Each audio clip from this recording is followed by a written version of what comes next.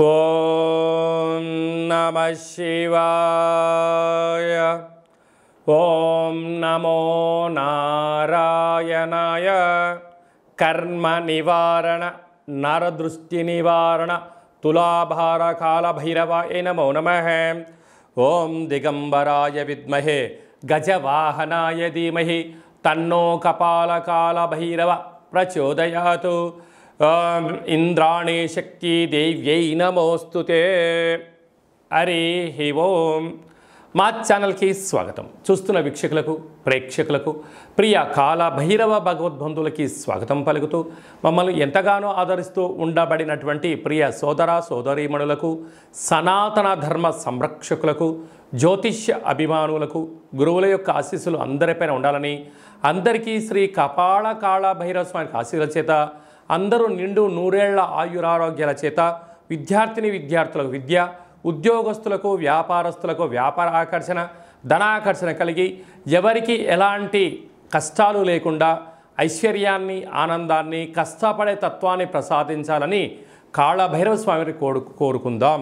16/7/2024 నుండి 31/7/2024 వరకు పుట్టినటువంటి వారందరికీ కూడా ముందస్తుగా జన్మదిన శుభాకాంక్షలు. గతంలో వివాహం చేసుకున్న వారికి వివాహ వార్షికోత్సవ శుభాకాంక్షలు. ద్వాదశ రాశుల్లో గ్రహ గమనాల్ని వీక్షింపచేద్దాం. వృషభ రాశిలో కుజుడు మరియు దేవగురు బృహస్పతి సంచార స్థితి.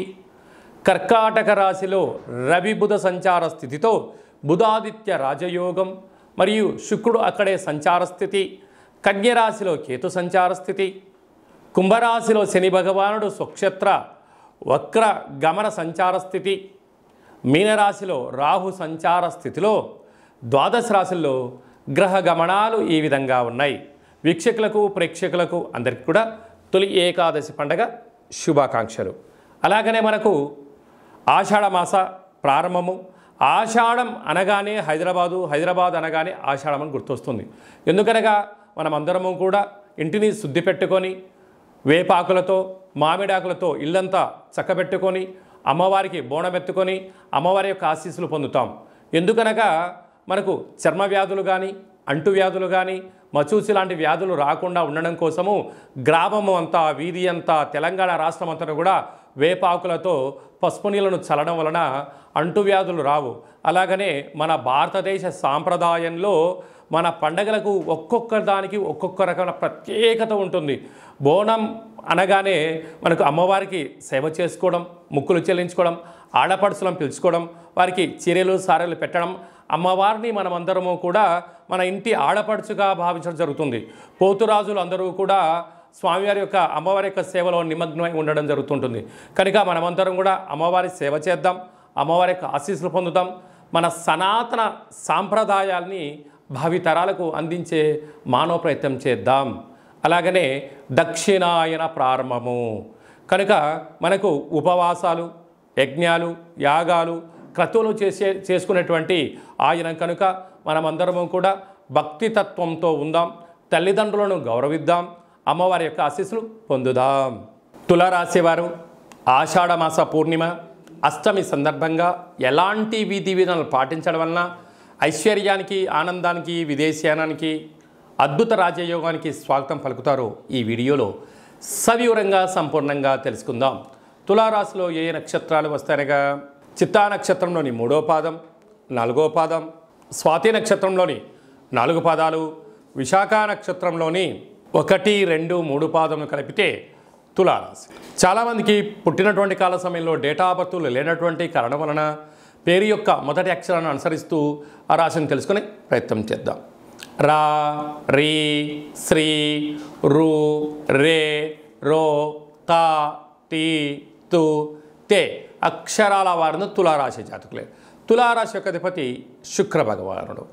ఈ యొక్క ఆషాఢమాస పూర్ణిమ సందర్భంగా, అష్టమి సందర్భంగా కాళికామాతకు అమ్మవారికి బోనం తీసుకుని వెళ్ళడం, ఒక మంచి తెల్లటి మట్టి కుండలో కానీ, రాగి బిందెలో కానీ పాలను నీళ్లను తీసుకుని వెళ్ళి అమ్మవారికి శాఖలాగా పోయడము, అలాగనే తెల్లటి కొబ్బరికాయ చిప్ప భాగంలో మనం కొబ్బరికాయను పగలగొడితే లోపల కొబ్బరి తెల్లగా ఉంటుంది. కొబ్బరి నూనెను వేసి 8 రకాల ఒత్తులను 8 వైపులా వేసి వెలిగించి ఇంట్లో నుంచి తీసుకొని వెళ్ళి అమ్మవారి ముందర పెట్టడం వలన నూతన వస్త్ర ఆభరణాలు, నూతన బంగారు ఆభరణాలు, ఎలక్ట్రానిక్ వస్తువులు, గృహాలు, విదేశానానికి వెళ్ళేటువంటి ఉద్యోగంలో ప్రమోషన్స్ వచ్చే అవకాశాలు చాలా అధికంగా ఉంటాయని చెప్పి గమనించాలి. అలాగనే పంచమ స్థానంలో శని సంచార స్థితి ఉండడం వలన నూతనంగా వివాహమైన వారికి సంతాన యోగం, పిల్లల యొక్క చదువులు, పిల్లల యొక్క అభివృద్ధి, పిల్లలు ఎలాంటి ఉన్నత స్థితికి ఎదగాలో తల్లిదండ్రులు ఆలోచన చేయడంలో అద్భుతమైన విజయం మీ సొంతమవుతుంది. 6వ స్థానంలో రాహు సంచార స్థితి ఉండడం వలన దయచేసి అప్పులు ఇవ్వద్దు, అప్పులు తీసుకోవద్దు. అప్పులు ఇచ్చిన వారే మిమ్మల్ని రాబోయే కాలంలో ఇబ్బంది పెట్టే అవకాశాలు ఉన్నాయి. పోలీస్ స్టేషన్లు, కోర్టు మెట్లు, అనేక రకాలుగా మీ యొక్క స్థిరచరాస్తులపైన కొందరు కన్నేసించారు అని చెప్పి గమనించాలి. అష్టమంలో కుజుడు ఉండడం వలన, కుజదోష ప్రభావం కారణం వలన చిన్న చిన్న విషయాలకు ఆందోళన తగదు. యంత్రాలతో, ఆయుధాలతో, దయచేసి మాటలతో చెలగాటమాడొద్దు, అపహాస్యం అసలే చేయొద్దు. అష్టమంలో గురుదోషం ఉండడం వలన మనోవేదన, పై అధికారులతో ఒత్తిడి, కింది సహా ఉద్యోగస్తులు మీ అవసరం ఉంటే ఒక రకంగా, మీ అవసరం తీరిన తర్వాత మరో రకంగా ఉండే అవకాశాలు ఉన్నాయి. తస్మాత్ జాగ్రత్త. రాజ్యస్థానంలో ఉదాదిత్య రాజయోగం, అక్కడే శుక్రుడు ఉండడం వల్ల ప్రభుత్వ ఉద్యోగం ప్రయత్నం చేసేవారికి చాలా మంచి కాలము. ప్రైవేట్ రంగంలో ఉండబడినటువంటి వారికి ప్రమోషన్స్ రావడము, బ్యాంకు లోన్లు, సరైన సమయానికి ధనం అందడము, స్థిరాస్తులు, చరాస్తులు మీ సొంతం కాబోతున్నాయి. కనుక వీలైనంత వరకు మౌనం, ధ్యానం, ఏకాగ్రత, ధ్యానంగా ఉండగలిగినట్లయితే రాబోయే కాలం అంతా మంచి కాలమే అని చెప్పి గమనించాలి.